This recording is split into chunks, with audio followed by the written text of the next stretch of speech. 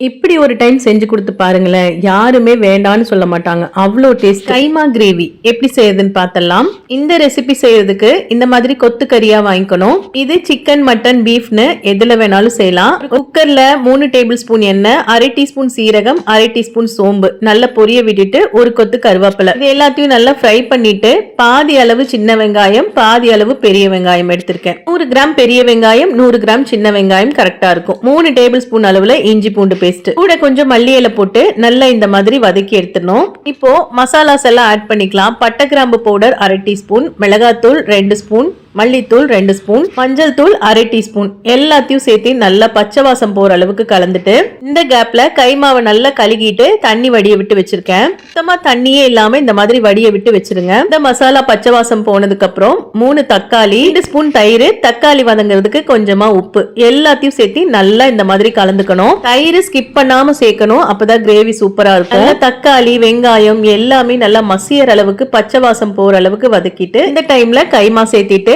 நல்லா இந்த மாதிரி மசாலாவோட கலக்கிற மாதிரி நல்லா கலந்து பெரட்டி விட்டுக்கணும். கைமால சுத்தமா தண்ணியே இருக்க கூடாது. நல்லா இந்த மாதிரி மசாலாவோட கலந்துட்டு 1/2 டம்ளர் அளவுக்கு மட்டும் தண்ணி சேர்த்துக்கணும். தண்ணி ஜாஸ்தியா ஊத்திட்டோம்னா ரொம்ப தண்ணியா போயிடும், அதோட டேஸ்டே மாறி போயிடும்.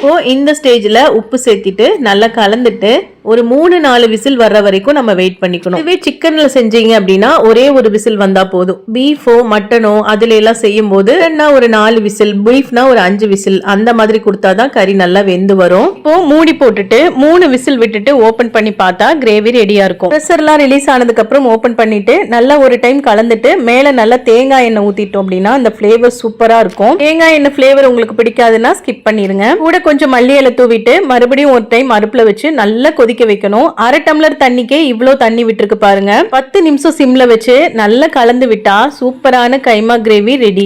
இட்லி, தோசை, பூரி, சப்பாத்தி, பரோட்டா, குஸ்கா, பிரியாணின்னு எல்லாத்துக்குமே சூப்பரா இருக்கும். கண்டிப்பா ட்ரை பண்ணி பாருங்க. வீடியோ பிடிச்சிருந்தா நம்ம சேனலுக்கு சப்ஸ்கிரைப் பண்ணிக்கோங்க. தேங்க்யூ.